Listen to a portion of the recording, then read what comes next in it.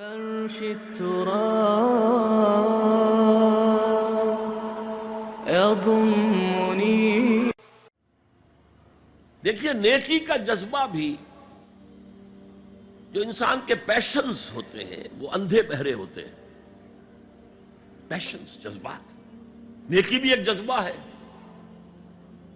کبھی یہ جذبہ حد اعتدال سے تجاوز کر کے بدی بنا دیتا ہے. جیسے رہبانیت، ترک دنیا، شادی نہیں کروں گا، گھر گھرستی کا بکھیڑا مول نہیں لوں گا، بس اللہ سے لو لگاؤں گا. ظاہر بات ہے جس نے بھی فیصلہ کیا نیکی کے جذبے کے تحت کیا نا، لیکن اس کا جو نتیجہ نکلا اکثر و بیشتر پھر حرام کاری ہوئی. آپ عیسائیت کی جو ہے ہسٹری آف کرسچین موناسٹسزم اس کا مطالعہ کیجئے. انہوں نے خود لکھا ہے کہ بظاہر راہب خانے ہیں، راہب اور راہبائیں رہتی ہیں، اور ان کے تہخانوں میں حرامی بچوں کے قبرستان ہو جاتے تھے. یہ نیکی کے جذبے نے بدی کو جنم دیا ہے. حضور کے ساتھ ایسا ہوا. 3 اشخاص آئے، انہوں نے حضور کی ازواج مطہرات سے معلوم کیا آپ رات کو کتنا وقت نماز میں لگاتے ہیں، آپ مہینے میں کتنے نفلی روزے رکھتے ہیں. اب جو کچھ انہیں بتایا گیا، حضور کی زندگی کھلی کتاب تھی،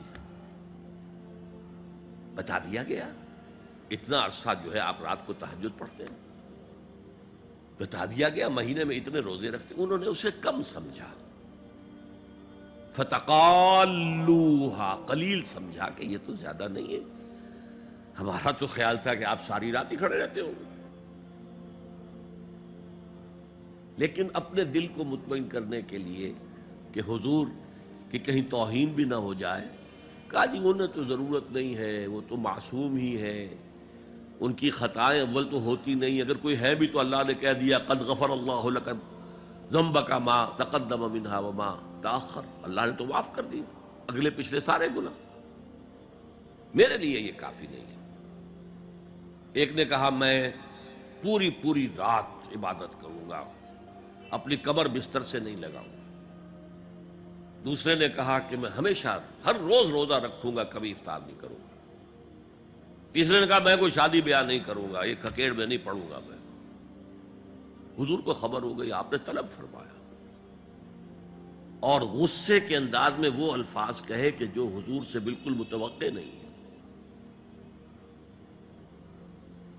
واللہ انی لاتقاکم واخشاکم، خدا کی قسم میں تم سب سے زیادہ متقی ہوں اور سب سے زیادہ اللہ سے ڈرنے والا ہوں. لیکن میرا طریق یہ ہے کہ میں رات کو سوتا بھی ہوں اور نماز بھی پڑھتا ہوں، میں روزہ رکھتا بھی ہوں، ناغہ بھی کرتا ہوں، میں نے شادیاں کی ہیں، متعدد ازواج میرے گھروں میں ہیں. فمن رغب عن سنتی فلیس منی، جو بھی میری سنت سے ہٹا وہ مجھ میں سے نہیں ہے، میرا امتی نہیں ہے. تو نیکی کا جذبہ بھی حد اعتدال سے تجاوز کر کے بدی کو جنم دے سکتا ہے. ایک صحابی، نوجوان صحابہ میں سے عبداللہ ابن عمرو ابن العاص، عجیب یہ بات ہے کہ باپ جو ہے بہت بڑا سیاستدان، بہت بڑا جری سپہ سالار، بہت بڑا حکمران، حضرت عمرو بن العاص، بیٹا نہایت زاہد و عابد، مرتاس، زاہد مرتاس، ساری رات کھڑے ہیں، بستر سے کمر ہی نہیں لگائی، ہر روز روزے سے ہیں. یہ خبر دی گئی حضور کو تو آپ نے طلب فرمایا یا عبداللہ اولم اخبر انک تقوم اللیل وتصوم النہار، اے عبداللہ مجھے یہ خبر نہیں دی گئی ہے، یعنی یہ بات جو ہے صحیح ہے کہ نہیں کہ تم ساری رات عبادت کرتے ہو، ہر روز روزہ رکھتے ہو؟ کیا کہہ سکتے تھے؟ بلا یا رسول اللہ، حضور ایسا تو ہے. فرمایا لا تفعل، ہرگز ایسا مت کرو. فَإِنَّ لِزَوْجِكَ عَلَيْكَ حَقًّا وَإِنَّ لِزَوْرِكَ عَلَيْكَ حَقًّا بل إِنَّ لِنَفْسِكَ عَلَيْكَ حَقًّا. تمہارے نفس کے بھی تم پر حقوق ہیں، تمہارے بیوی کے بھی تم پر حقوق ہیں. ان کی زوجہ سے کسی نے پوچھا تھا تم ہمیشہ میلی کچیلی رہتی ہو، کبھی ہم نے تمہیں کسی اچھے لباس میں کوئی جسے سنگھار کہہ دیتے کہ یہ میں نے دیکھا. تو ان کا کہ مجھے کیا غرض ہے، تمہارے بھائی کو تو مجھ سے کوئی غرض ہے ہی نہیں، میں کس کے لیے بناؤ سنگھار کروں. یہ بھی الفاظ آتے ہیں.